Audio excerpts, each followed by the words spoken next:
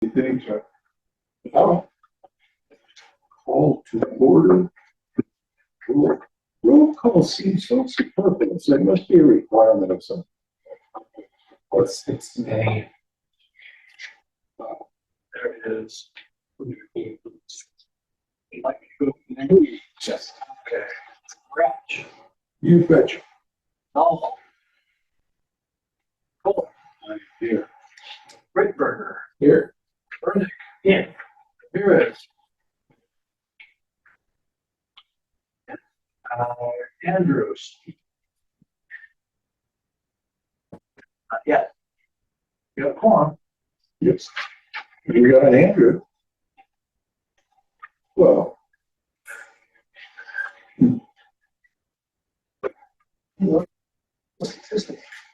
Yeah.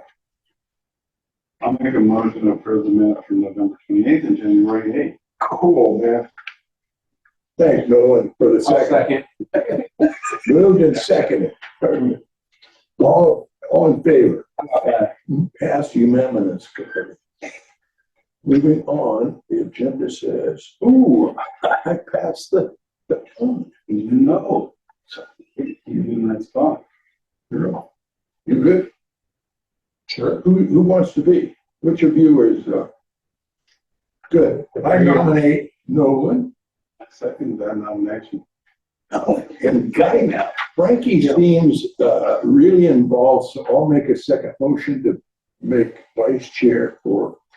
Oh, we have Lacey on that. Hi, welcome. Glad you're here, Lucy, Lacey.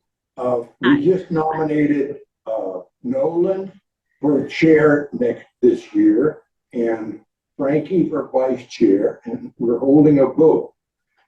All in Awesome. favor? You have to ask. Are there any others? Terry, No. You have to do that. good on you, Lacey. Anything from you, Lacey? We'll just vote. All in favor? Yes. Unanimous. Take over, Nolan, it's all yours.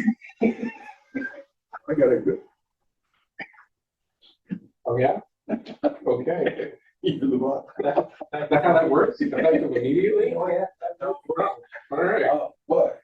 I've been dethroned. Well, we'll move on to 4B, Bolton Street stop sign request.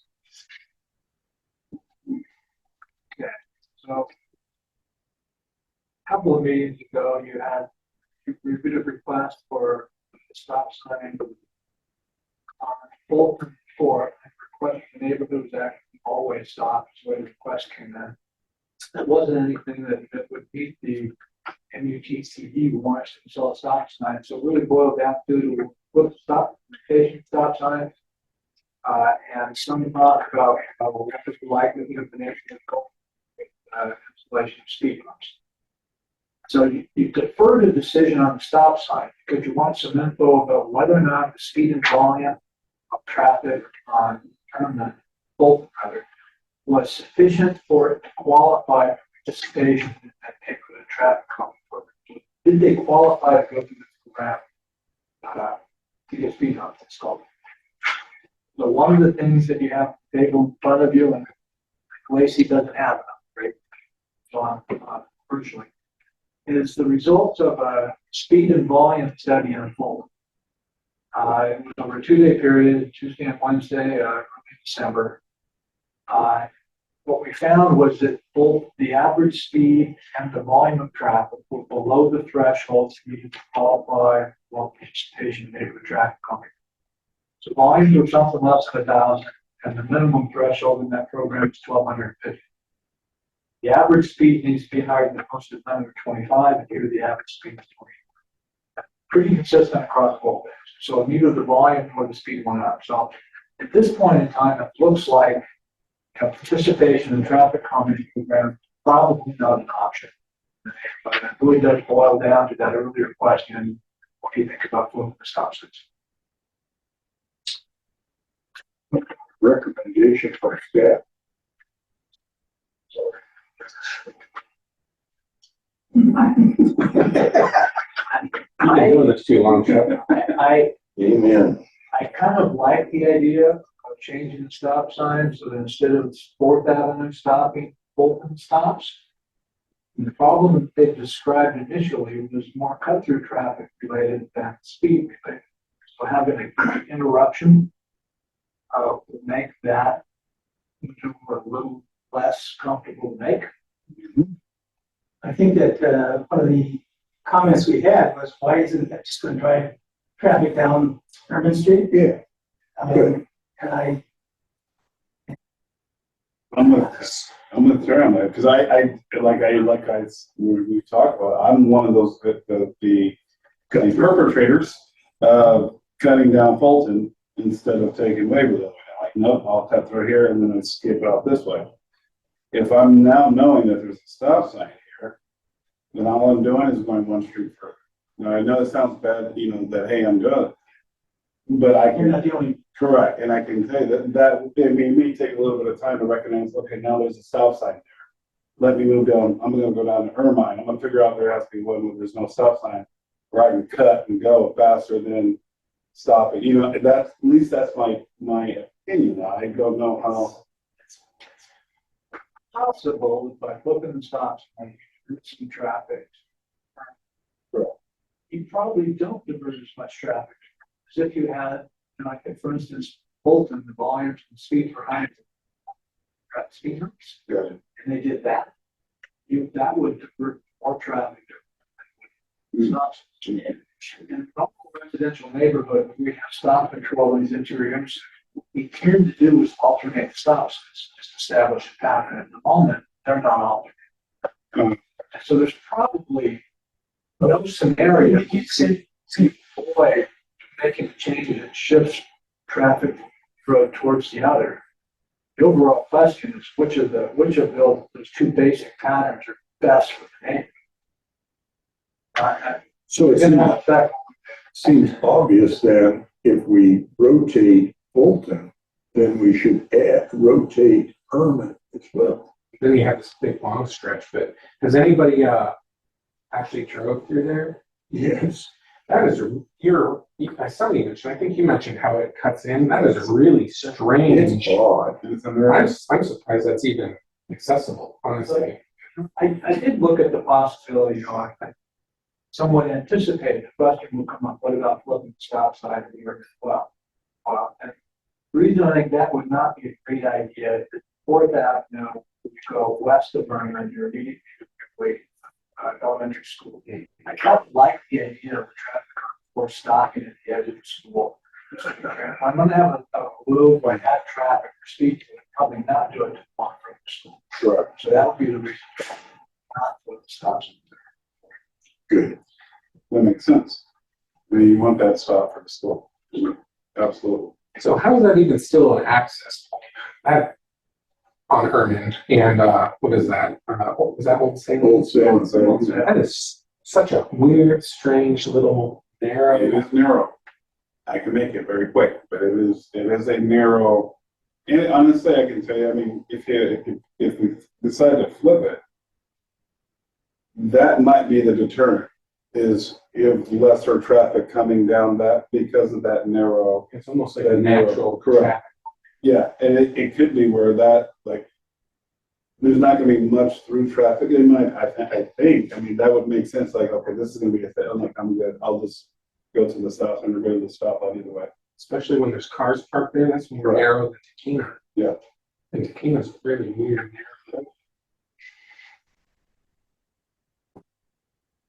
Well, did no one make a decision?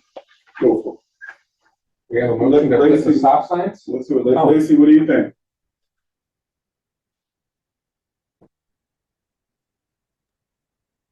I couldn't hear the very last thing that you guys said because it was kind of breaking up a little bit. So the last comment. I think we were saying that the end of Irvine is almost like a natural traffic calming device anyways. Mm-hmm. I don't think we would need to flip the stop signs on Irvine either. It's Yeah. just on Fulton and Fourth.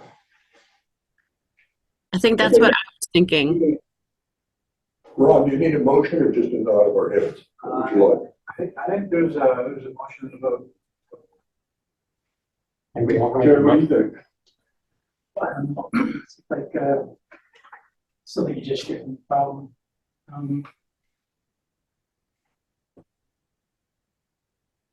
I kind of would.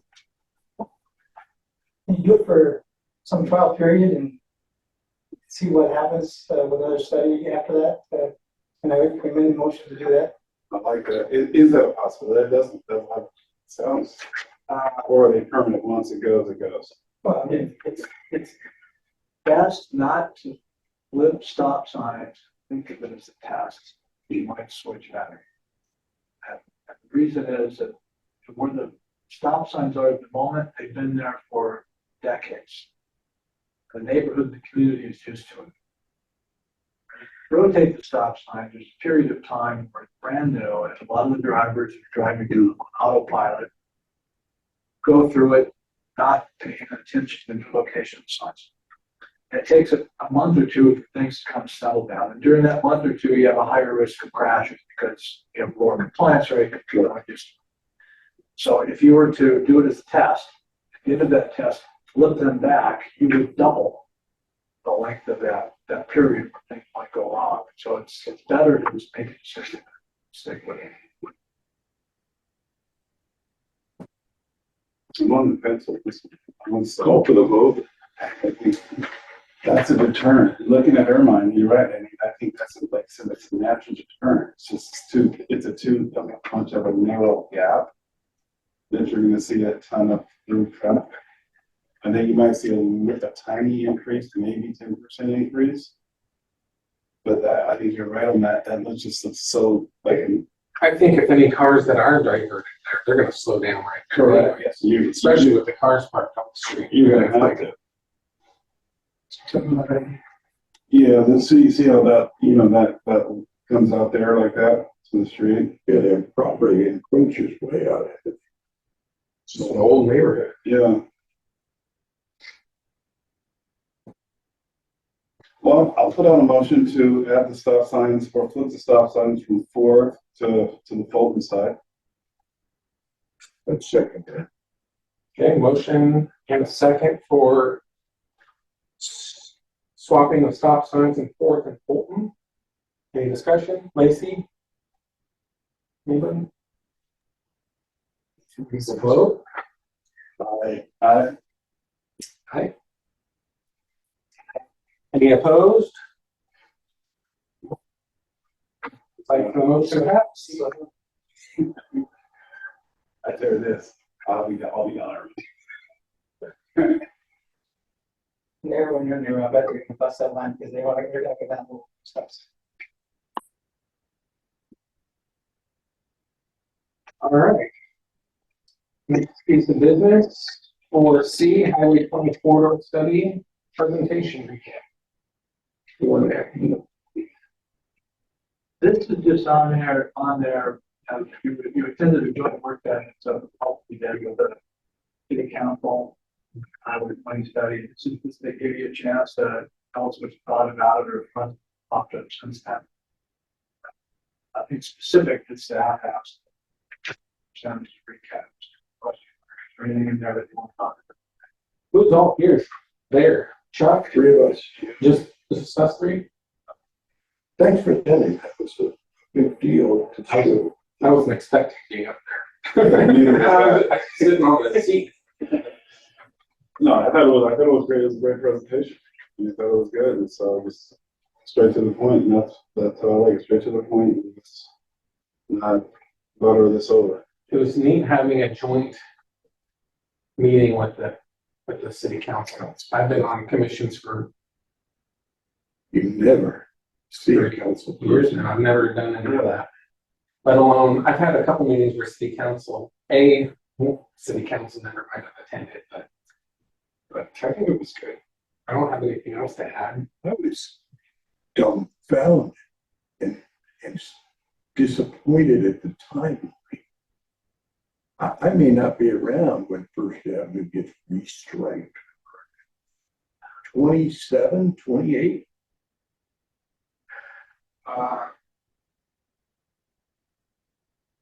Lightning speed.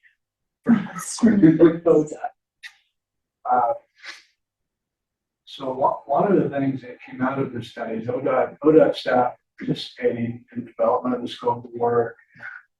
Part of the team that kind of manages projects, and city staff together with consultants, local staff, ODOT staff there at the same time. And part of the reason for that is to make sure we buy off all the applications. Turns out the ODOT staff that were sitting in on our study are the same ODOT staff who were also involved with some of the grant projects that I was currently putting out for advertising. And they looked at projects that were coming out of our study that we haven't even adopted yet. We're only halfway through the study. We just identified something. They didn't want to wait for us to finish our study to go to the next round of grant applications. The deadline for turning those grant applications in was December. And so they just started plucking projects out of our early draft study, first in line being one of them, and have already applied and are turning in an application for that project. That's huge. And so when What is that? So that means they can break this up in chunks? the grant program they're looking at was the traffic safety.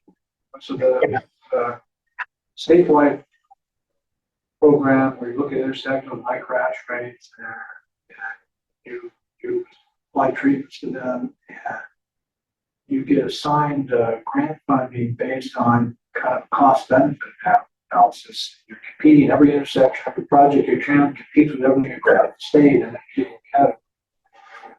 This one's on a highway system. What do I have to turn on the highway system? They ranked our region, there's 4 regions, 4 or 5 regions, you know that. Region 2 is what we're in. They ranked our project, their project in our city against all of the other projects they were thinking about doing in our region, and concluded that that one was probably the second highest one. Oh, it's really likely to get funded because cost benefit ratios. Because there are a significant number of crashes per month. So that's the reason we're rating it. And so if it makes it all the way through the process, construction money shows up at about the time period you're looking at. But ODOT is essentially in ODOT CIP at that point. So that is as fast as you could ever get ODOT to put it in. We pulled it in, plugged it into the process before we even had to report that. So it's lightning speed, yeah, for ODOT, that's lightning speed. Were there others? But you, They put in multiple projects out of into the application. First in line, the dual turn lanes. They put in the pedestrian activity, put little RFBs down line in Ellsworth. the left turn on. They put in the left turn. All right. From Ellsworth on the second. They put all of those things in, even for instance, knowing that we were still looking at 3 different design options for first in line. We don't know what kind of building. We don't know what we think the prioritization schedule of implementation, which is improvement should happen first. Well, that's still coming down the pipe. So they put all those things in, knowing that they may tweak them as the process go through on scoping it. Some of them we may look at it and say, we're not ready for that project. We will. But at the moment, basically, most everything comes to the downtown corridor in that grant. See what happens. When do they turn all that in after that meeting? The applications I think we're due in December. I'm not sure when the initial ranking happens. Probably February sometimes. The city didn't turn an application like this in the city. Tracking program like I have that application. Well done. On to Waverly and Columbus Speed study. I'd like to say, Ron, that you did an excellent job on this Waverly Columbus thing because they like bought everything that you proposed, said, whatever. I said, Not quite. Oh, this was a long time ago. Not quite. So, we approached you some time ago to buy out the concept of turning the speed zone study into regular class. And we ended up looking at it from Salem Avenue all the way south, city south through the Brook boundary line, past Allen's Road, the entire section.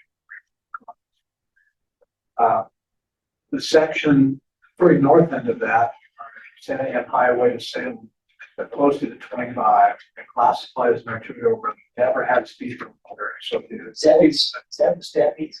Yeah, the reason that it says 55 stats, it never really had a speed limiter.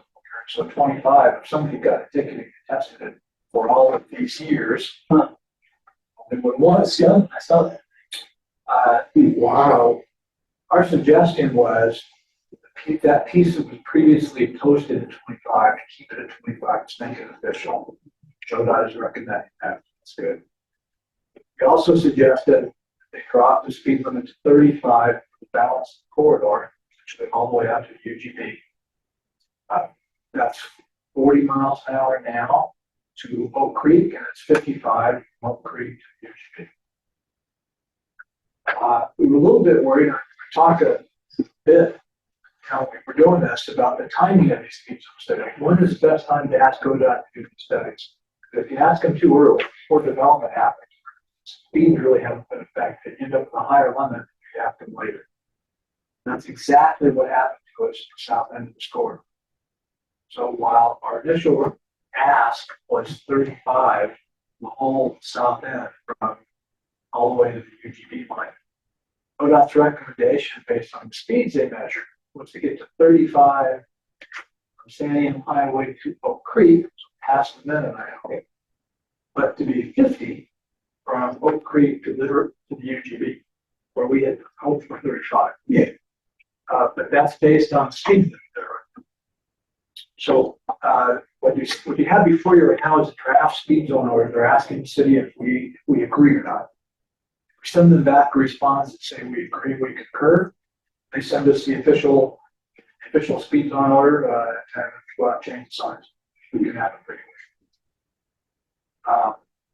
The alternative to this, well, actually, I'm inclined to say yes, even though the south end is higher than what we like, because it locks in that 35 miles an hour south and across the front of Mennonite. We can go back in 3 years. And if we go back, as additional development happens south of Oak Creek, as the roundabout goes down to Allen Center, as the balance of the Henshaw Farm project goes out, it's maybe property on the east side of Columbus Annex, and we're sitting starting to go.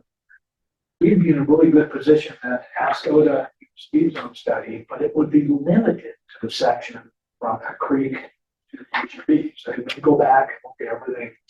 They'd already got the 35 on it, they can narrow it down. So we could do that at the point in time where we've actually got the column. Sure. So I'm inclined to look at them and say, what's good and take it. But brought it here first. I make a motion that we accept it as proposed.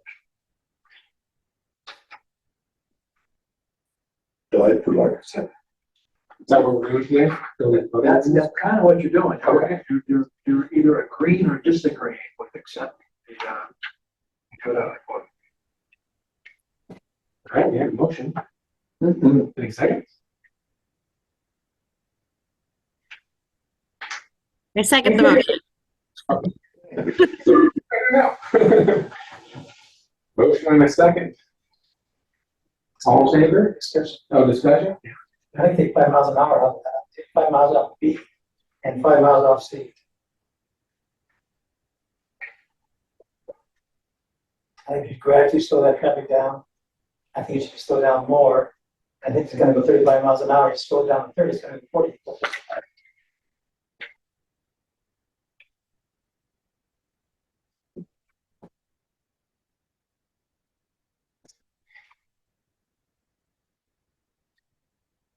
Is it something we can do? Or? No, we have to decide. We're gonna, I gotta put a motion. Right. There were conversations with ODOT staff as they developed this thing. There were really two options, the south side of corridor. One of them was to keep a 45-mile-an-hour limit south of the energy base in front of the Henshaw Farm development. But doing that would have meant also 45 from the Mennonite home. So the speed in front of the Mennonite home, where we had a fatality during the course of the study, would have jumped from 40 to 45 if we took that alternate approach. So this was the approach that dropped it. So you can either drop the speed in front of the Mennonite home, 40 to 35, and live with the 50 that you can change later to the south. Or you can start with 45 to the south and increase the speed in front of the Mennonite home and probably not be able to change that. Why can't you do that? Yeah. Well, you would be going back to ODOT, disagreeing with this report, asking them to drop the speed at the south end and increase the speed in front of the Mennonite home. So is this something we can look at again when that development's all done? Because I think the goal of this is to lower that speed zone in front of the Mennonite, right? And Okay, that does, if you accept ODOT's report, that's what you get, and you deal with the south end later. right, that's what I'm If asking. you don't accept ODOT's report, then you do what they told me was their alternate approach, Which is then you would increase the speed in front of Mennonite home, have a hard time changing it later, in return for a speed that's still 45 miles an hour, 10 miles an hour faster than you could on front of the very south end for insurance. So why do you have to have? Because the ODOT speed zone recommendations are based on the speed that drivers are traveling. So you can get to 35 in front of the Mennonite home if you lump it in the traffic portion of the corridor to the north, schools at. How you can, that lower traffic help you justify the speed in front of the Mennonite.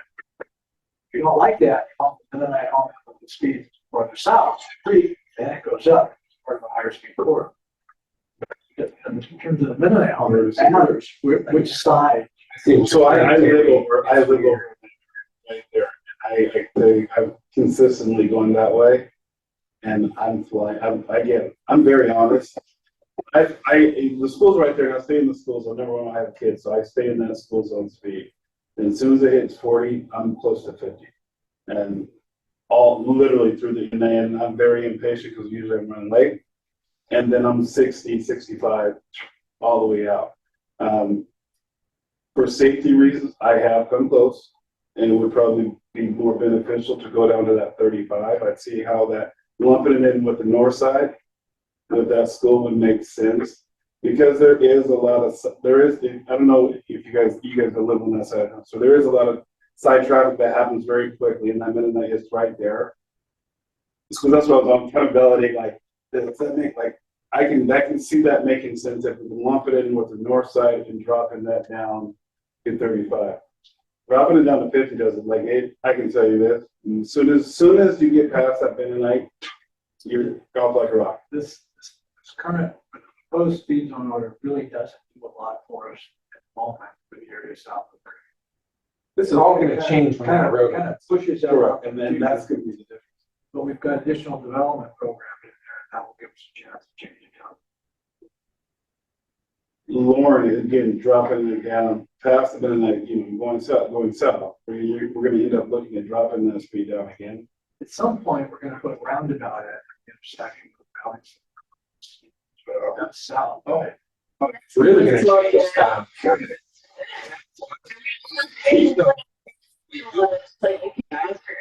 Drop speed at that location. Right.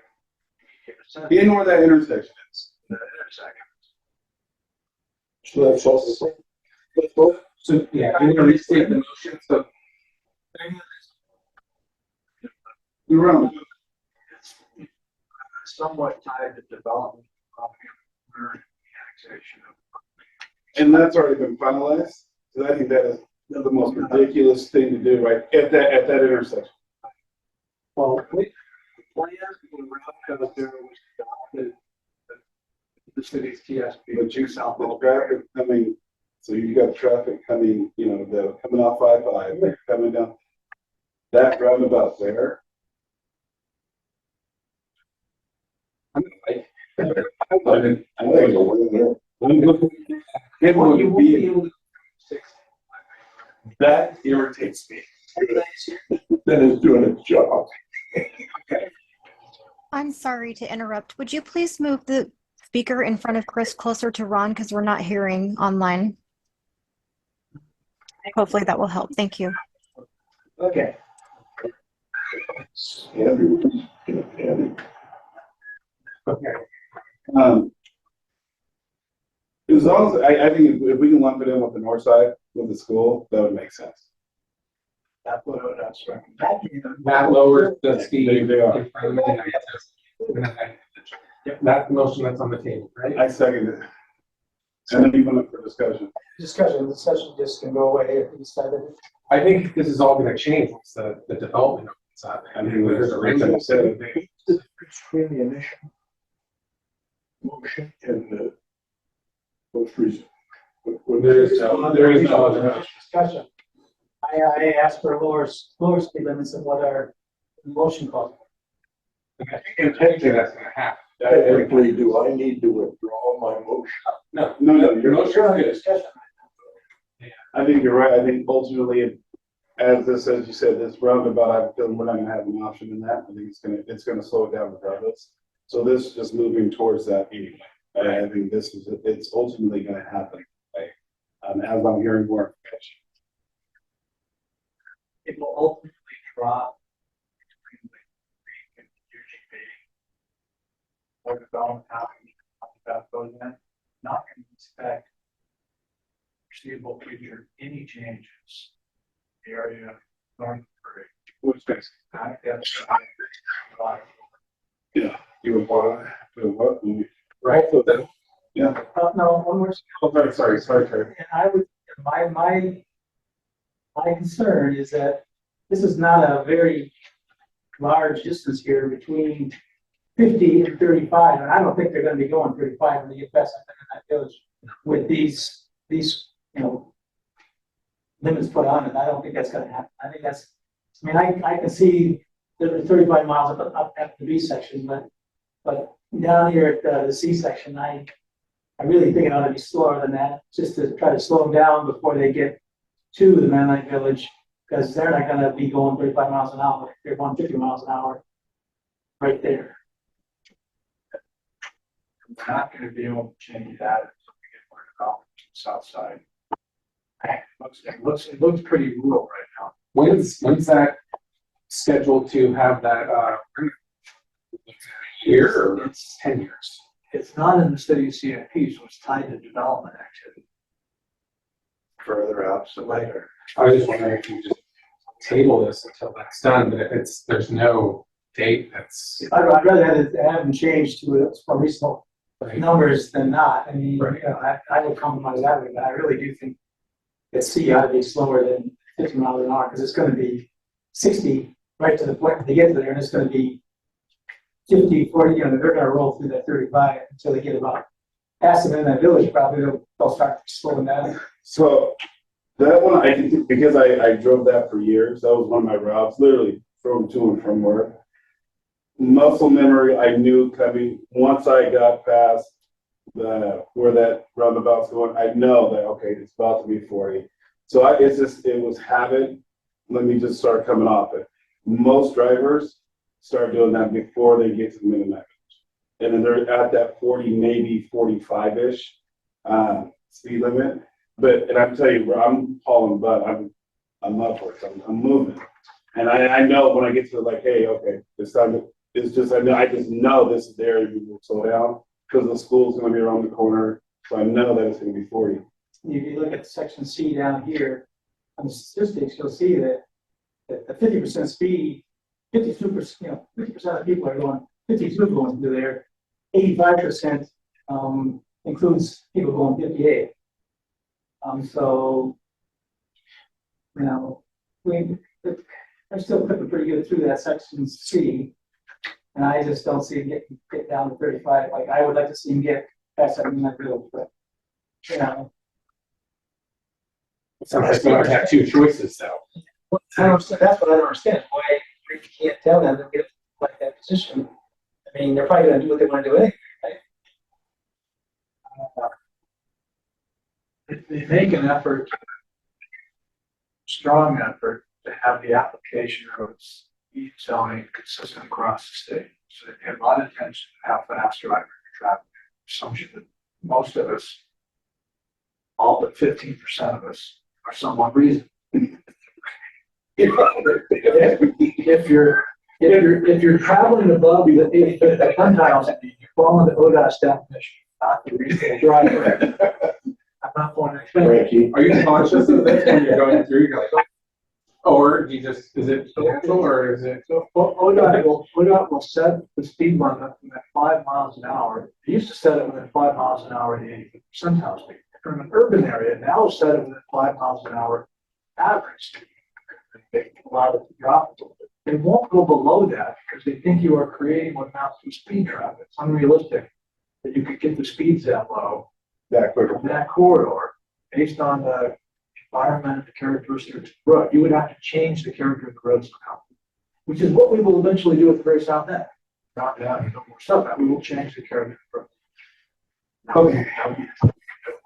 There's a motion on the table to accept this and lower the speed and from the minimum.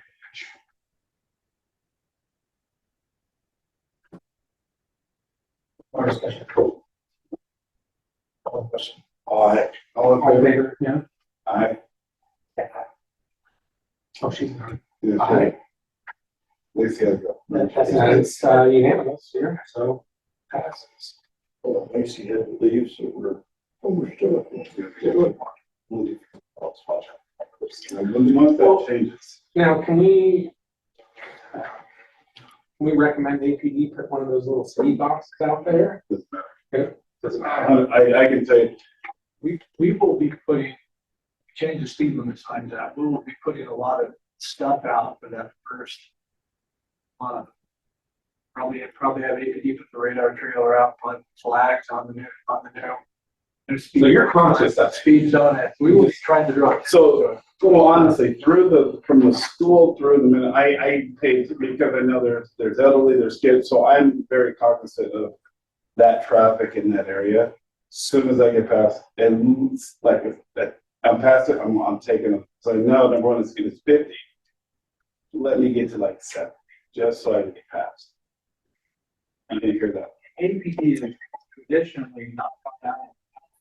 Day after we change the speed limit sign, sort of vigorously enforcing tickets. And there's might show up out there and make a presence and start warning people, but usually kind of some of the grace period. Once you get out here, come this way, I say go. I do. I'm not worried about coming this way. That's So, what the cover. Okay, well, motion passed, and Yes. I'm guessing we're gonna hear more about this. It's like Chris is ready for us, so Just trying to get prepared. All right. move on to continuation of street funding discussion. Okay, so, this month we went out of order a little bit, just how the calendar worked out that, we had the work session yesterday. And so if you're interested in seeing the discussion with the council, it's on the city's webpage. You can look at the YouTube video. So, but I'm gonna go through this, with you guys and I'll let you know what happened at the council meeting at the end. So what we're gonna do today is I'm gonna try to go through this pretty quickly. And, one of the things that we, worked on at the beginning was defining a new level of service, and I'll talk about what that means. And then from that, you build a revenue need, and then we'll talk about the funding sources from our long list of possible funding sources, narrow it way down to things that would actually work for ongoing annual revenue. So here's our favorite chart about the failure of street condition or street surfaces and how they go along for a while and then they tend to drop off quickly. And minor investments in street maintenance are typically 1/4 to 1/5 of the cost of a major reconstruction. So if you, to optimize your money, if you invest in these minor maintenance activities over the life of the street, you'll pay, 25% of what you had to pay if you needed to reconstruct the street over the same time period. So that's what we try to do. However, these types of maintenance activities only work for streets in good condition. Once a street has fallen off the PCI scale, you can't really reset them up into a very good category. But overall, our goal would be to try to maintain all of our streets in this way. We just don't have the money to do that. So this table you've seen before as well. So this is the current pavement condition index for all of our streets. And so our previous strategy on the slide before works for everything in good and fair condition, which is most of our streets. It's the vast majority of the arterials and collectors and about 2/3 of the local streets. We can try to use that strategy on, even though we don't really have enough money to do all of our streets in that way, but that's what we would try to do for all of the streets that are in good or fair condition. The real problem is that lower right-hand corner of the failed streets, failed local streets, which is a significant number of miles, 52 miles, and we don't have funding to rebuild those streets. So that's one of the primary things we're trying to work toward in this process, is to get some revenue that we can start addressing those streets. So just a little bit of discussion on level of service, and we talk about this with the council a lot when we talk about other programs that are rate funded. And a level of service is basically your goal, your target, or how you're gonna provide any type of service or function that you're providing. So the council, our current level of service is in the strategic plan for streets. And the council sets the level of service, then we go off and we calculate how much money we need to accomplish that level of service. And we come back to the council and say, you've told us you want us to accomplish this bucket of work. It's going to cost us how many millions of dollars to do that. And then the council can then go, whoop, that's too much. We're going to change the bucket of work. We're going to change the level of service we want you to do to try to accomplish. But first you have to figure out what it is you're trying to accomplish. Then you go off and calculate how much money you need for that. Then you design the underlying funding mechanism for that. So that's what we do with all of our rate programs, water, sewer, city services, fee, everything. The intent is to try to make a process that it can be chaotic and emotional, a little more objective and straightforward. So you're like, this is what you want to do. This is how much it costs. If you don't like the cost, we have to change what we're going to do. So the current level of service that's set for the street condition is in the strategic plan, and it's essentially maintain all of the arterials and collectors at a PCI of 60 or greater, and then address local streets as resources allow, which resources don't allow much, as we've seen. So in talking about the level of service, what we wanted to propose is sort of 3 parts to build a new level of service for streets. The first strategy is to keep the good streets good. So that's essentially what we're doing with the arterials and collectors now. They're almost all in the good or fair condition, and we're spending the money to keep it there. We would propose expanding that to also keep the good and fair local streets in good or fair condition through targeted maintenance, such as slurry seals and grinding overlays. And the reason we include that is because when you're digging yourself a hole, the first thing to do is to stop digging. So if we can keep the local streets that are currently in good or fair condition up in that category, then we're not adding to our problem of failed local streets. So we want to stop the bleeding, essentially, stop adding to our problem. So for this part of our level of service of keep the good streets good, we need about $4 million is our estimate per year, on top of what we already have.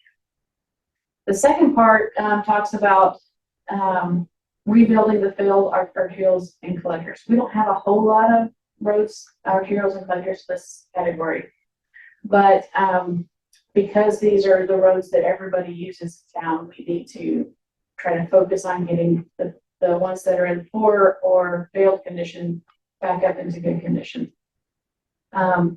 So general obligation bonds, which we talked about at a previous meeting, are the typical mechanism we use for that when we have a package of roads that need to be rebuilt and we can't seem to get to them through our regular funding that exists for those streets.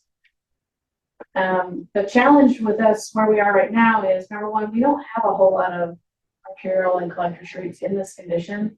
And the ones that we do have are not compelling, really, I would say. So if you think about the failed arterials and collectors, one of the examples I gave last night is Santiam Road between Main Street and the highway. You probably cannot picture that right off the top of your head. It's a road that you only go down if you need to go down it typically. But it is a collector and it needs to be rebuilt. But who's gonna vote for that, right? Another example, the longest stretch of road in this category is Ferry Street between Queen and 34th. So a lot of people go up and down as a cut through on that street. But the challenge with that road is that it's in a commercial industrial type area. If there's not really residential properties next to that, there might be some residents who use that, but residents has to vote for a bond. So would residents vote for Ferry Street? It's hard to say.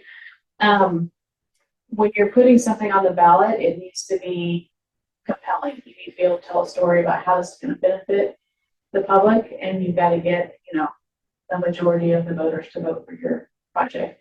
The concern is we don't really have a lot of good compelling streets. If we put a bond package on the ballot and it failed,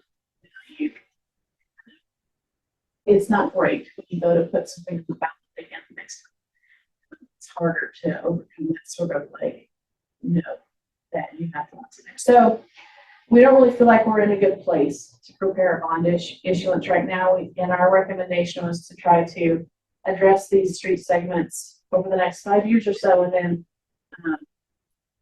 reassess where we are. We do have funding for these types of roads through STBG and SDC funds. So that's sort of where we are. We can reassess if we want to. The third part of the funding strategy is to begin to address the failed local streets. If we wanted to get them all rebuilt next year, we would need $331 million. So clearly not going to happen, but we also feel like it's important to say to the public, we are going to start working on these. Like, we can't continue, these roads will all just continue to decay until there's an emergency on these roads, and we have to go and fix them, to some level. And so we need to start addressing this. So this is going to require new funding, and of any amount from $1 to $330 million, whatever the council wants to set as our target for those. So if you add that all together, you end up with $4 million for the good arterials and collectors and the good local streets per year. And then I sort of randomly picked $2 million for reconstructing local streets. It could be $1 million, it could be $4 million, I just picked two. That adds up to a $6 million revenue target for this new strategy to address streets. And so we addressed this, we discussed this. I stopped here with the council and heard their input, and for the most part, they agreed that we should try to do something for local streets. Right now, we're not really doing anything for local streets except where we have grants or other funding opportunities that sort of pop up here and there. It's not a strategy to improve our local streets. So I can stop if anybody has any comments about this level of service, and if you feel like including local streets should be part of it or not. I think it's got to be. I just can't believe we would just not doing anything with these streets until they're so corrupt.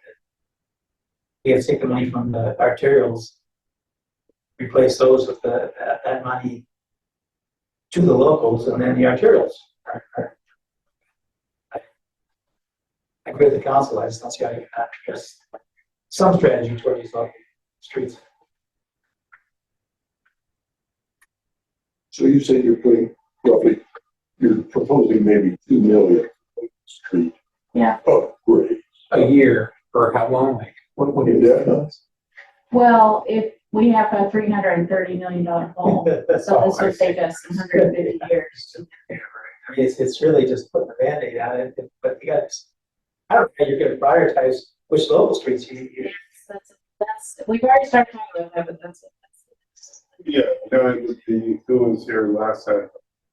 So they have a list of the worst streets already currently. Yeah. And it blows my mind that for years, there has been zero spent on any of these streets. So to your question, should the local streets be included in this? This unequivocally, there's less zero, like it has to be. Because to Terry's point, if we continue this, they're going to get to the point where we're going to have to pull money from somewhere to fix roads that are now So bad. It just blows my mind that it's taken this long and this to actually do something. Did you try the strategy of handing out picks and shovels and wheelbarrows to those folks in the local street?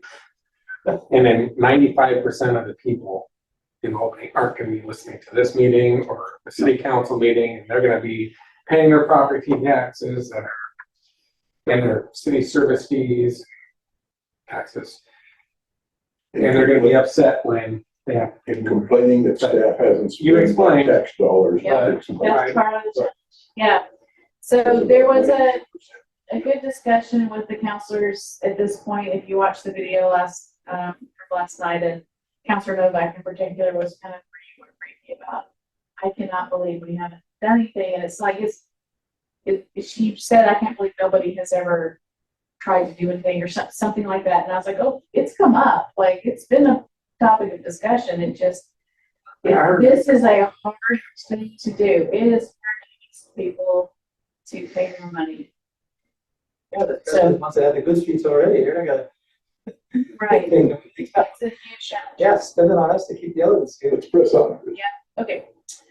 So, so now we're gonna talk about, now that we agree we need to spend more money, more or less, I wanna talk about free funding alternatives. So the long list, we've narrowed down to things that are options for doing any funding citywide. And so the first one is the most controversial and uncomfortable option. But it has come up, this has come up multiple times, and I'm all about addressing things head on. So we're going to talk about taking money from the general fund. So historically, the general fund participated in the street program. And kind of the way it worked here and almost everywhere is streets were seen as part of general city services, and the general fund received property taxes and all this other revenue, and streets were included as part of what the general fund paid for. And then there were some changes in Oregon law about how much property taxes could go up, which constrained the revenue for property tax, and cities grew and expanded and everything got more expensive. So as things like police service and fire service needed to expand, streets got cut. That's typically what happened everywhere, and that's what happened here. So the last things that happened in the general fund for streets were within, living memory. The general fund used to pay for streetlights, and then since I've been here, that was cut out in like 2010 or something like that. So the general fund contributes nothing to streets right now. So one option would be to take franchise fees, which are paid by private utilities, electric company, power company, etc., and direct all of those or some of those over to the street fund. And then the city has a mechanism to offset that, because the city services fee, which was enacted just a few years ago, goes into the general fund. So you could then raise the city services fee to offset the loss of this revenue from the general fund. So the general fund funds police, fire, parks and rec, library, municipal court, and planning across the hall. So if you took $1 million, $2 million, $6 million out of franchise fee revenue, put it over to public works, you would have impacts to services in all of those programs. So there's not slack in the general fund. So if you take money away, one way to offset that would be to raise the city services fee. So on one hand, this approach is logical because the franchise utilities are paying to occupy the city's right of way, and the right of way is managed by Public Works, but we don't get any of the franchise fee revenue. And they physically impact the street service through trenches and vaults and heavy trucks and whatever. But again, we maintain that impact and that damage, but we don't get any of the money from the franchise fee revenue. So it seems like just. And it checks a box there that the franchise fee should pay for street work, but it doesn't, and it hasn't for a long, long time. The counter argument is that you would have to raise the city services fee to offset this if you did this, or you would have to lower the level of service for those other departments like we talked about, like which is what happened before the city services fee. We had I don't remember 12 unfilled firefighter positions, and I don't remember how many unfilled police positions, and Parks and Rec was cutting services, and because they didn't have enough money. So if you move this money out of the general fund and you want to keep all of those programs and services where they are, you have to replace this money. That's what would happen. The next option is a local fuel tax. So this would be a tax on gas and diesel. And we presented this in an earlier meeting, but 32 cities and counties in Oregon, have a local fuel tax, and they range from 1 cent up to 10 cents per gallon. City of Portland has the 10 cent per gallon gas tax. It was supposed to phase out next year, and they are already putting it back on the ballot to try to renew it, because without that, I think they would have to lay off a couple of hundred people in the Portland Bureau of Transportation. So gas taxes require a vote of the public. And one of the benefits that gets talked about with gas tax is that you have the possibility to gather revenue from people who use our streets regularly and buy gas in Albany, but are not Albany property owners. So people who live outside the city but come here to work or to shop or for other services, and they buy their gas here, they're using our roads. You could capture some of that revenue if they bought gas in Albany. It's also sort of a direct tax on people who are using the thing, right, the road, so that seems logical. But on the other hand, gas taxes are regressive, so low-income purchasers pay a higher proportion of their total income than a higher income purchaser, so it's a regressive tax. And it's also not super flexible. You can't do things like set up a low-income program and give people a discount at the pump. It's just there, it just exists, so it's not super flexible. And if over time your revenue from gas tax started to decline per penny, and you wanted to raise it, you have to go out for another vote. So it always requires a vote. We estimated, using Springfield as kind of our reference city, that would get about $300,000 per penny in gas tax. That's a rough estimate. And so if you want to fully fund $6 million a year, you would need a 20 cent per gallon gas tax, which is probably not going to pass. Although if you do the math, Councilor Novak last night did the math on her personal car, and she's like, well, I like this better than a utility, because it's less for me personally. But so anyway. But what's the city down south that just mentioned? Springfield. Does not have a Costco. Okay. That's several 100,000 gallons a month Mhm. more. Yeah, it's not an exact comparison. It's really, you can't get from the state. You could not get how many gallons of gas are sold in Albany. Good. Well, how can they Because, tax you then? like Costco is reporting, or Chevron is reporting, it's aggregated numbers. And so you can't, at least when we asked a few years ago, we'll have to ask again because, as you'll see later, and it's hard to give a real precise estimate in Albany how much we would get, but we're gonna have to do some more research on that. And the third option is the utility. So this would be set up like a water utility, a stormwater utility, city services. So it's the monthly bill. These are also very common across the state. I think 26 cities have a transportation utility. So transportation utilities are very flexible and can be designed in a way to capture revenue from certain targets, different classes of properties in the city based on their impact on the streets. They can also be phased in. You can create discount programs. There is an argument that you also indirectly capture revenue from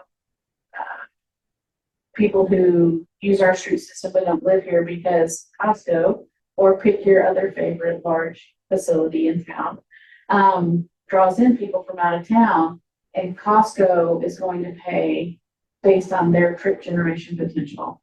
So, because they draw in so many people, they're going to pay a lot more than like a smaller retail establishment that would have a smaller generation.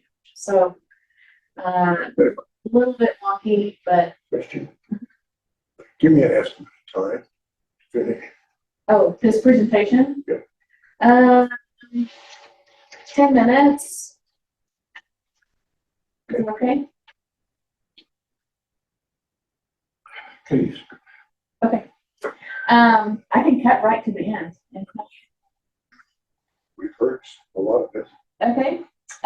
So the mayor's task force basically recommended the utility, and that's what we're recommending. Staff prefers the transportation utility over the gas tax for several reasons. What the council said yesterday was this person liked the transportation utility, this person liked the gas tax, and three of them liked both, combination of both. So any of these are going to take months and months for us to try to build out to the point of really having fine details on them. And they all require a lot of outreach. So to your point, trying to educate people about what's going on and why we need the additional revenue is a significant The question of those step. lines, who speaks for the new tax? Are city staff allowed to go out and propose? We can do outreach and education. Anything that goes on the ballot, once it has a ballot title, staff cannot answer really any questions about it other than I will repeat the ballot title for you because it's considered electioneering and we got in trouble for that stupid fine years ago. So once it's there, an item is on the ballot, then the city council can go out, they can form a PAC or they can do whatever they want, but the staff at that point can't give any information. The city's revenue reserve, is it stable? The general fund reserve, General fund reserve. it's stable but low. I think the finance department would like to grow the reserve, which would ultimately help with our bond rating and that sort of thing. But it's not shrinking at this time. I don't think it's shrinking any. It did.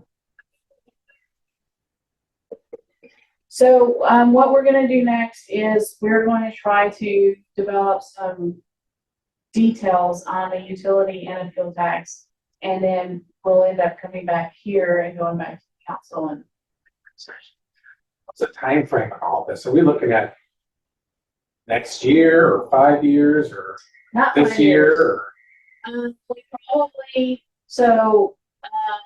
we probably won't have the work done building an underlying mechanism for a utility rate for 6 or 8 months. A gas tax, we would want it about a year of time to figure it out and do the outreach. So maybe next May. so we're gonna hear a lot about this year. Yep, and you'll tell us. Does Albany have any experience with these different funding mechanisms in the past? Well, these new things for us altogether. We built utility fees. We very recently built the city services fee and we built the stormwater utility recently. We have a consultant that this is what they do and that helps us on that, who is experienced with these things. The gas tax, we've never implemented a gas tax here, but again, we have consultants that can help us. And the gas tax won't fail. 2017, 2018. That was just, yeah, I remember that. But that's something that was kind of messed up. It was not presented with enough to do any education. So, I'd sell the image. yeah, All this is over, so.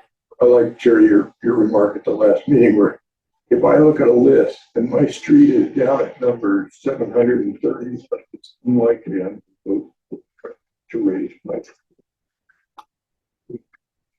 well, it'll stay there.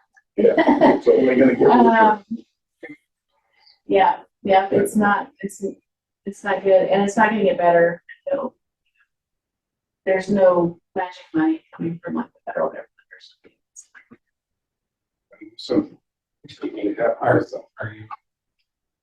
I'm based done. Now that you're all happy about Checking. that. Anthony, yeah, So we have to put on the floor. I guess, he leaves, we're done. So, business commission, business pretty public. Next meeting, February 27th. Yes. Adjourned at 6:35, I guess, Chuck. Uh, Anything?